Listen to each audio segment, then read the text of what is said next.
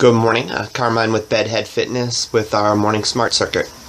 Today our focus will be on some lower body with some significant lunge work. With that lunge work we're going to combine quite a bit of shoulder and posture work, and there are several ways we're going to achieve that. Part of your posture formula is your shoulder cradle. And everybody knows people who are bent over. It's a part of the danger of working over computer terminals and just the structure of our body and how gravity pulls our head forward. In order to combat that, what we need is anterior flexibility and posterior muscular strength.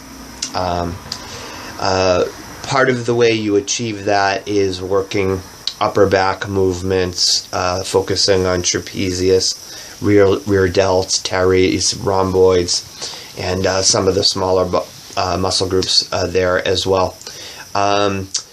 The flexibility portion is to be sure that within your fly movements and your pectoralis movement you have a long range of motion, and perhaps beyond that using a doorway stretch. Which hopefully you're familiar with. If you're not, please just ask the question in the comment section. So within today's exercise, we're going to have several modifications. As always, we're going to have a really nice clean circuit. We're going to combine some motions that you might not traditionally think of being combined, and form is very crucial to these movements. So I want to talk quickly about your form and your lunge position. So in our lunge position, generally speaking, this would be my lunge position. So my knee, my hip, my shoulder are all in straight line. And if you take a look at this front leg, my knee is driving directly over the heel, so I just press up and through from there. The other part of posture problems happens to be the pelvis, and a lot of people suffer from, you'll see they sort of have the duck posture, and that shortens the abs and makes your waist less effective, and contributes to back problems. So that can be, part of it can be caused by tight hips in the front, and there are a couple of muscle groups involved there, including the hip flexor. So I'm going to suggest in the first motion that in your lunge position you actually lead this foot beyond the knee a little bit. So now as I try and pull my knee over my foot, I feel the lengthening of this hip flexor, which is going to help me have a neutral pelvis, battle an anterior pelvic tilt. With that motion, we are going to create an upright row. Your upright row is a motion in which you are in a very close motion to the body, drawing resistance up. So the way I describe this to clients frequently is it's very much like pulling a zipper. It's not like a reverse curl. That's defeating. It's not accomplishing what we're trying to accomplish. So the reason I describe those two motions is that will be the first motion in the circuit. It will be combining a lunge with an upright row. Our tool of the day is our 10-pound little kettlebell hybrid here. We get to accomplish quite a bit with this little tool. I picked it up for at the Ocean State job lot. Hashtag Ocean State job lot. I picked it up for a few bucks, and I've been using it ever since in boot camps and personal training. Our second movement is going to be a dynamic lunge variation. So of course the dynamic part is if you're ready for it. So when it comes to plyometrics, explosive movements, impact related movements, it has, age isn't so much a factor as your condition and your preparation. So Since I have continued to keep strong stabilizing muscle groups, I've continued to have strong, dense connective tissues, it's completely safe for me to do impactful motions. But I'll give you options that are the right way to start before you're ready for the impactful motions. So motion one will be a lunge with an upright row. Your second motion will be a modified dynamic lunge. And then in our third motion, we're going to use the Russian twist position to do a modified overhead press, which will look quite unusual to you. And its goal with that is to, again, focus on the shoulders, upper back, but tie the core into it, to tie everything together nicely. From there, your rep count is going to be a choice based on fatigue, approaching exhaustion, and then the number of circuits is going to be decided upon filling out a time frame. And I really do suggest that you start to stretch these workouts up towards 30 minutes if possible. A big step in fitness success, and one of the biggest obstacles that I have clients climb through, is setting aside daily time for exercise and movement, even if it's not a big workout, and more importantly, breakfast. So if you're able to take an hour, a half hour of workout, and a half hour to get your first substantial meal of the day into your body, you are contributing tremendously to your possibilities of success with your fitness goals. So I just want to motivate and encourage you to try and set that alarm an hour early. It's the time of the day when things are least complicated. So let's get into the motion. I'm going to start off very much like I just described to you. In the lunge position, I'm going to lead my foot out just a little bit beyond normal and sort of pull myself forward. From there, I'm going to press out of my lunge and zip that upright row up. So it's pretty clear how the motion goes. I am in a pretty long stride.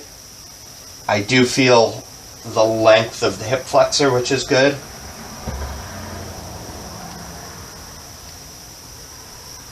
And I'm driving through my front heel and maintaining excellent posture.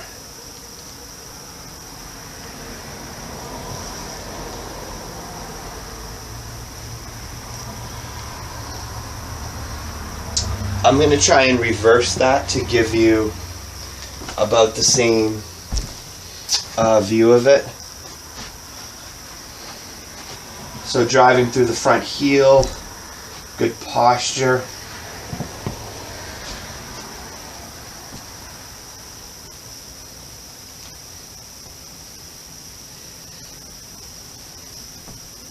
Pulling the zipper, keeping the upright row very close to the body.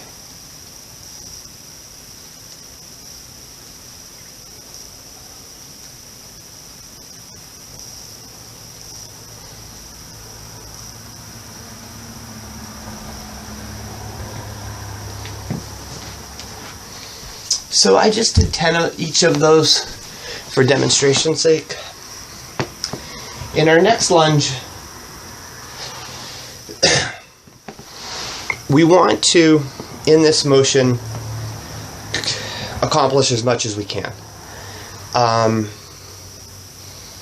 The very least we can accomplish is approaching a lunge in a limited range of motion to strengthen the quads, glutes.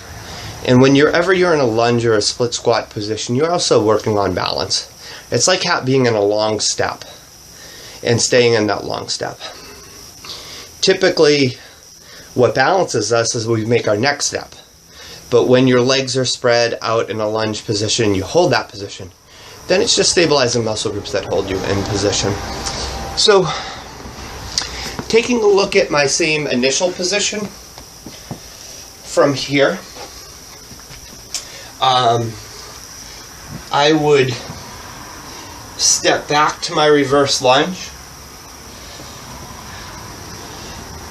and then reach up to high knee. Now, if you're not ready for that, you just step back and you create your range of motion with your lunge. So this is what it might look like if you're just starting your lunge. Again, I want my knee over my heel.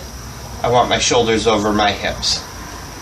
Now for me, I'm actually gonna step back, break posture, reach towards the ground, explosively drive up and leave the ground. And that's the way I'm gonna approach the exercise. So from there, I step back, break posture, fire up.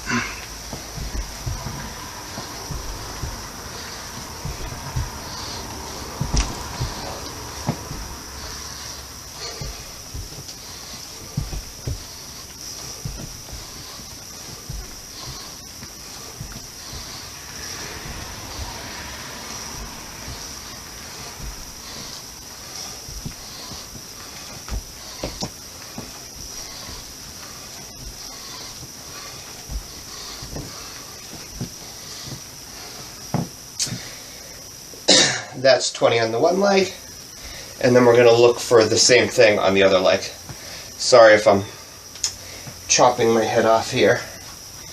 I'm fighting for space.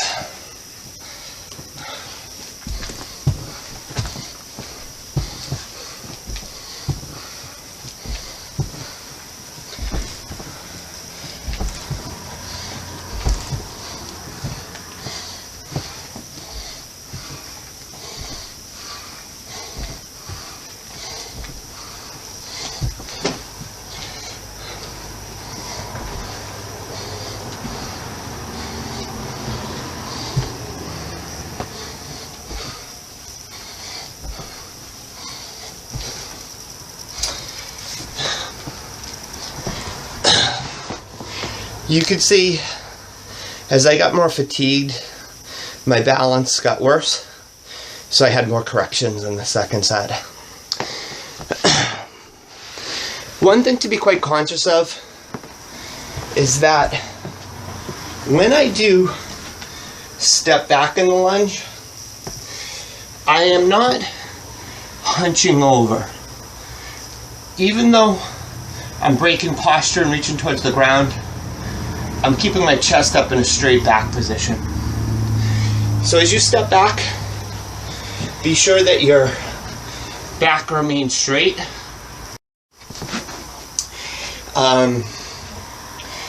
If you are stepping back and rolling over, you're defeating the purpose there.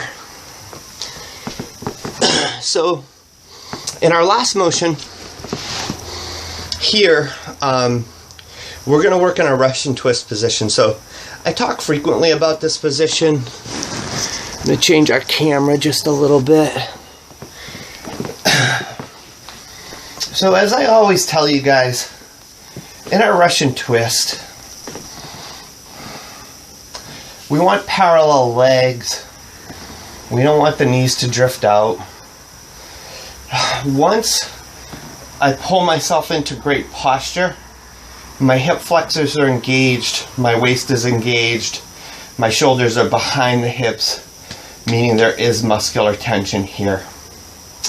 So looking at it from a front view, what I'd like to do is I'm taking this kettlebell and I'm leaving space to pass it from one hand to the other. So in the Russian twist, I'd like to start on this side, come out, over, and make sure that the kettlebell is traveling over the other elbow. Now, if the kettlebell stays close to my body, my core isn't forced to work. It's close to my center line.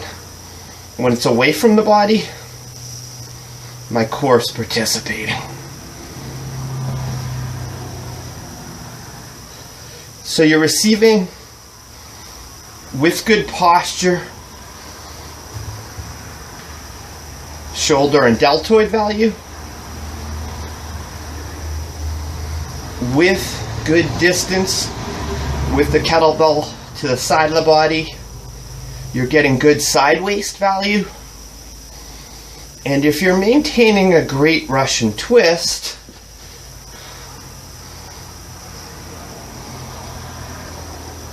you're achieving good rectus abdominis and front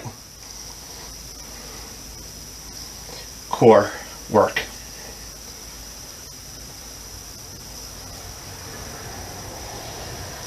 A habit of fatigue is to hunch forward here. It's never your position. It's always chest up.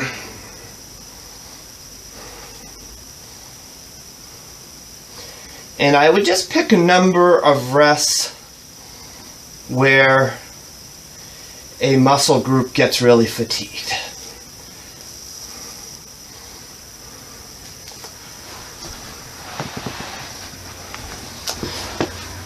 Whenever we're talking about a muscle group fatiguing, it'll be the weakest link in the chain. Link in the chain, not leak in the chain.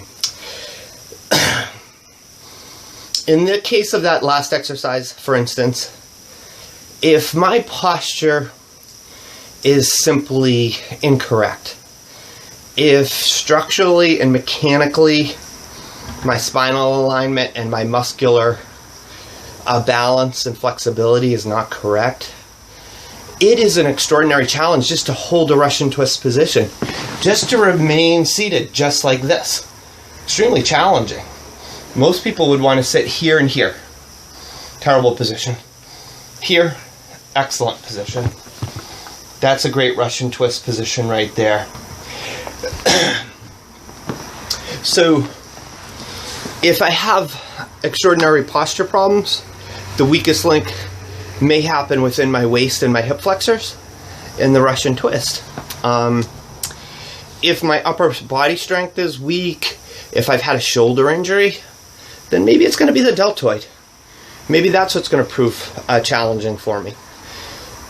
Within these compound movements, when we are approaching several muscle groups together, your approach to physical exhaustion and a couple of signs, when you're approaching exhaustion, there's a couple of signs.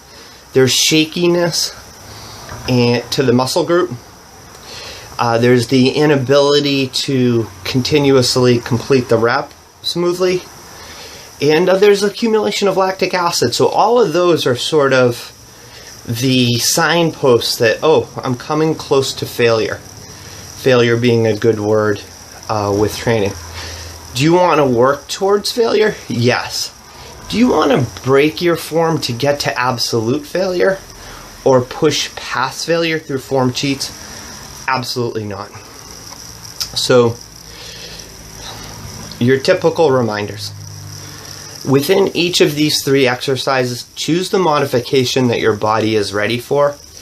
If you find that I haven't done a good job describing it in going over the video today, in the comment section, ask me any question you might have. Once you've chose your modification, try to move towards fatigue with each motion, choosing reps that are balanced side to side, and try to create perpetual motion.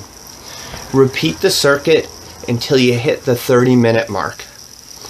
If you are deconditioned, if you've been out of the game for a long time, perhaps you've just had your first child, perhaps you've gone through that phase in work where you've been putting in 5 years of 15-hour days to sort of propel yourself ahead. Perhaps you had an injury or an emotional setback that has just taken you away from training for a long time. In those conditions, then start with 10 to 15 minutes, but just start. And the great good news is that the science is saying that if you do start to accumulate 15 minutes or more of moderately intense to intense exercise daily, your chances of success with any type of fitness program and or a weight loss program are growing higher. If you're doing the right things with nutrition, which some bullet points are eating with frequency, having enough protein, being careful with high glycemic carbs, starchy and sweet stuff, going towards nutrition-rich, dense, low glycemic carbs, your colorful veggies, your green stuff, high in dietary fiber, very complex, and you're trying to distribute your calories well throughout the day. You're not starting with 0 calories and then at the end of the day having all of your calories. And match that with plenty of water intake, and that's the fundamentals of starting a good nutrition program. If you add that to the daily exercise, and you will start to see consistent, ongoing progress. Will you need at certain times to increase the intensity of the workout, to go to the tougher modifications, to increase the length of the workout? Yes, but only over time. The first thing is to break off the time and to get started. So I enjoyed working with you guys today, as I always do. This is Carmine here from Bedhead Fitness. Please subscribe, hit that like button, and hit up the comment section with any comments. Remember, we're traveling into a holiday season, which is a tough season for a lot of people. The average American gains about 3 pounds this time of year. You hear a lot of different numbers. That's the most current scientific number I've heard. So please forward links to this channel over to someone in your life who may need fitness to be part of their life. And what do you get? You get to feel better, look better, and if it's your goal, you get to weigh less. Carmine here from Bedhead Fitness, signing out. Have a fantastic fitness day.